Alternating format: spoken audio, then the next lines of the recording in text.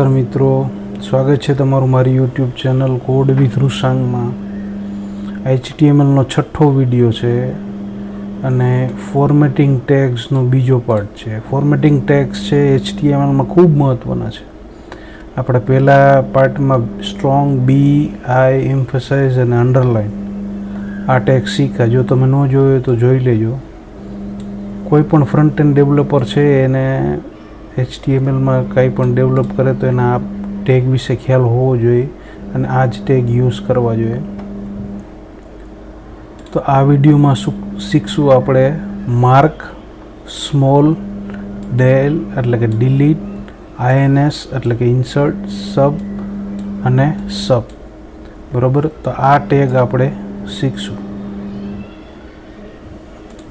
આ સિમ્પલ તમને એક tags.html આ ડોક્યુમેન્ટ છે એને આપણે ટૂંકમાં પ્રોગ્રામ છે એને રન કરાવ્યો છે. અત્યારે આ ટેગનો યુઝ કરેલ નથી આપણે, બરાબર. તો કેવા દેખાય છે તમે જોઈ શકો છો. હવે ધીમે ધીમે આ ટેગનો આપણે યુઝ કરશું તો કઈ રીતે શું ફેરફાર થાય એ આપણે જોઈએ, બરાબર. તો પ્રથમ ટેગ છે માર્ક. તો કોઈ પણ સેન્ટેન્સ અથવા તો વર્ડને હાઇલાઇટ કરવી હોય, બરાબર, તો એના માટે માર્કનો યુઝ થાય છે, બરાબર. તો આપણે જોઈ લઈએ આ માર્ક ટેગનું જે સેન્ટેન્સ છે એમાં ધારો કે હાઇલાઇટેડ ટેક્સ્ટ આ લઈ એને આપણે જો હાઇલાઇટ કરવી હોય તો માર્ક ટેગનો આપણે યુઝ કરશું. કઈ રીતે? હાઇલાઇટેડ પહેલાં આપણે માર્ક ટેગ ચાલુ કર્યો અને પછી એ આપણે પૂરો કરી દઈશું. આપણો કોડ છે એ સેવ કરાવશું, રન કરશું. તો જો આ હાઇલાઇટેડ ટેક્સ્ટ છે એ કેવું થઈ ગયું, એનું બેકગ્રાઉન્ડ ચેન્જ થઈ ગયું ને એ આખી ટેક્સ્ટ છે એ હાઇલાઇટ થઈ. તો આ રીતે કોઈ પણ પેજમાં સપોઝ કે તમારે ટેક્સ્ટ હાઇલાઇટ કરવી હોય તો તમે માર્ક ટેગનો ઉપયોગ કરીશું. હવે નેક્સ્ટ છે સ્મોલ. આનાથી શું થાય તો કે જ્યારે તમે સ્મોલ ટેગનો યુઝ કરશો, બરાબર, તો કોઈ પણ ટેક્સ્ટ છે એ તમારે સ્મોલ કરવી હોય તો થઈ શકે. કઈ રીતે થાય તો આપણે જોઈએ. તો સ્મોલ ટેગ છે, બરાબર, ટેક્સ્ટને સામાન્ય લખાણ કરતાં નાનું દર્શાવવા માટે નીચે જે કોપીરાઇટનો સિમ્બોલ હોય કે copyright@xyz.com નીચે તમે જોજો કોઈ પણ વેબસાઇટનું પેજ હોય એની નીચે કોપીરાઇટ સિમ્બોલ હોય તો એમાં લગભગ સ્મોલનો યુઝ થાય, બરાબર. આપણે ટ્રાય કરી જોઈએ થાય છે કે નહીં. કઈ વસ્તુ આપણે સ્મોલ કરવી છે, ધારો કે આપણે ટેક્સ્ટને ઉપાડીએ અને સ્મોલ ટેગ ચાલુ કરીએ ને અહીંયા પૂરો કરી દઈએ. હવે જોઈએ એનું આઉટપુટ આવે છે કે નહીં. પ્રોગ્રામ સેવ કરીએ, ફરીથી રન કરાવશું. અત્યારે આવું દેખાય છે, બરાબર. હવે જોઈએ કેવું દેખાય. તો જો કમ્પેરેટિવલી ધીસ ઇઝ સ્મોલની કમ્પેરિઝનમાં ટેક્સ્ટ છે એ સ્મોલ થઈ ગયું અને તમે નાના વર્ઝનમાં જુઓ તો જો આ રીતે આ તમે સ્ક્રીન ઝૂમ કરેલી છે વ્યવસ્થિત દેખાય એટલે. તો કોઈ પણ ટેક્સ્ટને સ્મોલ કરવું હોય તો સ્મોલ ટેગનો ઉપયોગ થાય. હવે ડિલીટ. આ તમે ઘણી બધી વેબસાઇટમાં સાઇટમાં જોયું હશે તમે, એમેઝોનમાંથી માંડીને બધાય આનો યુઝ કરશો એટલે તમને ખબર પડશે કે શું કામ આનો યુઝ થાય. ડિલીટ ટેગ કાઢી નાખવા માટે. હવે જોઈએ કઈ રીતે થાય. સપોઝ કે આપણે આવું છે, અહીંયા 2 વેલ્યુ લખી નાખીએ, બરાબર, કે ભાઈ 111 અને 999. 111ની જગ્યાએ એ વર્ડ ઉપર આપણે આ ટેગનો યુઝ કરીએ ડેલનો તો જોજી કેવું આઉટપુટ આવે છે આપણે જોઈએ. ટેગ ચાલુ કર્યો, ટેગ પૂરો કર્યો, સેવ કર્યું, પ્રોગ્રામ રન કરાવ્યો, જોયું. તો તમે આ જોયું હશે જ્યારે ઓફર હોય ત્યારે કે ભાઈ આનો પ્રોડક્ટનો ભાવ 1111 નહીં પણ 999, બરાબર. તો આવું ક્યારે યુઝ થતું હોય તો ત્યારે ડેલ ટેગનો યુઝ થયેલો હોય છે. હવે નેક્સ્ટ છે ઇન્સર્ટ, બરાબર. તો ઇન્સર્ટનો કઈ રીતે યુઝ થાય કે નવી કોઈ પણ વસ્તુ છે એ ઉમેરવા, કોઈ પણ સપોઝ કે વિકીપીડિયા છે વિકિપીડિયામાં કોઈ પણ એક વર્ડ મિસિંગ હોય અથવા તો નવી ઇન્ફોર્મેશન આપણે એડ કરીએ તો ઇન્સર્ટ ટેગમાં આવશે. બરાબર, કઈ રીતે? તો અહીંયા આપણે ઇન્સર્ટ ટેગનો યુઝ કરીએ.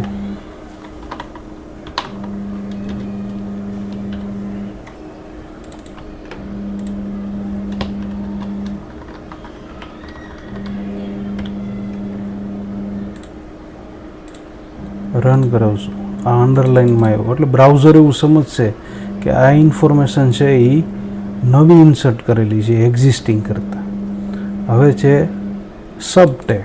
તો સબટેગ જો સપોઝ કે H2O 11માં 12મા ધોરણમાં તમારે આવતું હોય, સપોઝ કે CaCO3 ને H2O ને H2 ને એવા બધા સૂત્રો આવે, તો આવું લખવું હોય તો કઈ રીતે લખો? સપોઝ કે સિમ્પલ આપણે એડિટરમાં લખીએ કે H2O, તો એ 2 નાનું ન થઈ જાય. બરાબર, તો આપણે પ્રોપર ફોર્મેટિંગ માટે શું કરવું પડે? તો કે 2 ને આપણે સબટેગમાં લખવો પડે. એટલે કે એને સબટેગનું ફૂલ ફોર્મ શું થાય? તો કે સબસ્ક્રિપ્ટ ટેક્સ્ટ. બરાબર, અને આવી કેમિકલ ફોર્મ્યુલા છે H2O CO2, આપણે એમાં એનો ઉપયોગ કરી શકીએ. જો તો આપણે કરીએ. હવે 2 ને આપણે નાનું દેખાડવો છે એટલે ત્યાં આપણે લખીશું, જોઈએ શું આવે છે. સબ ચાલુ કર્યો અને પૂરો કર્યો, સેવ કરી દઈએ, પ્રોગ્રામ રન કરાવીએ. પહેલાં આવું દેખાય છે, હવે કેવું દેખાય? જોયું? પ્રોપર ફોર્મેટિંગમાં આવી ગયું. એવી જ રીતે સપોઝ કે CO2 લખવું છે. બરાબર, તો આ C અહીંયા લખી નાખ્યું, O આગળ લઈ લીધો.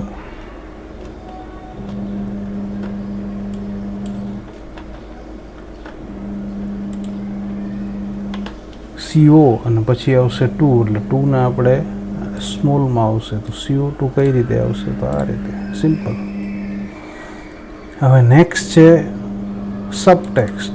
બરાબર, તો એનું ફૂલ ફોર્મ શું થાય અને શેનો યુઝ થાય? તો કે એનો યુઝ છે એ સપોઝ કે મેથેમેટિકલ ઇક્વેશન છે x² + y² = z², ax² + bx + c. આ પ્રકારના ફોર્મ્યુલા છે, મેથેમેટિકલ ઇક્વેશન છે. બરાબર, તો એનો રાઇટ કરવા માટે સબટેક્સ્ટનો ઉપયોગ થાય છે.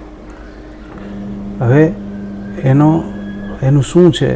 Superscript text. એનું ફૂલ ફોર્મ તમને પૂછે સપોઝ કે શું છે, તો સુપરસ્ક્રિપ્ટ ટેક્સ્ટ. બરાબર, તો હવે કરે શું?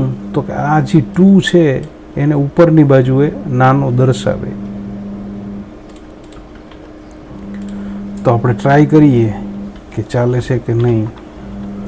આ 2 ને આપણે આપી દીધું, અહીં સબટેક્સ્ટ પૂરો કર્યો, એટલે કે આપણે x² ને આપ્યું, y² નથી આપ્યું. જોઈએ આપણે કેવું દેખાય છે. યસ, તો જો આ x² ને આપણે આપ્યું એટલે એ આવી ગયું x². હવે અહીંયા y2 લગે છે, આને પાછું આપણે y² આપણને વચાવવું જોઈએ. બરાબર, તો પાછું એ પણ yમાં આપણે એનો યુઝ કરી લઈએ. એટલે કે આ છે એને કોપી કરીને 2 ની જગ્યાએ મૂકી દઈએ, સેવ. ઓકે, તો આજે આપણે આટલા શીખ્યા. માર્ક ટેક્સ્ટ, હાઇલાઇટ કરવા માટે ટેક્સ્ટ, સ્મોલ કોઈ પણ ટેક્સ્ટ સ્મોલ કરવા માટે, ડિલીટ. બરાબર, તો એ ડિલીટ કરવા માટે કે ભાઈ આ પ્રાઇસ નથી, હવેથી આ પ્રાઇસ છે, ઓફર માટે યુઝ થાય. ઇન્સર્ટ, બ્રાઉઝરને ખ્યાલ આવે કે આ ઇન્ફોર્મેશન નવી એડ કરી છે. બરાબર, સબટેક્સ્ટ. બરાબર, તો એ શેના માટે? તો કેમિકલ ઇક્વેશન હોય એના માટે. અને સબટેગ છે એ મેથેમેટિકલ ઇક્વેશન માટે. હવે નેક્સ્ટ લેક્ચરમાં, એટલે કે આવતીકાલે આપણે લાસ્ટ 3જો વિડીયો હશે ફોર્મેટિંગ ટેગ્સનો. લગભગ જે ઇમ્પોર્ટન્ટ જેટલા છે એ બધે 3જા ટેગમાં આપણે આવરી લેશું. આભાર.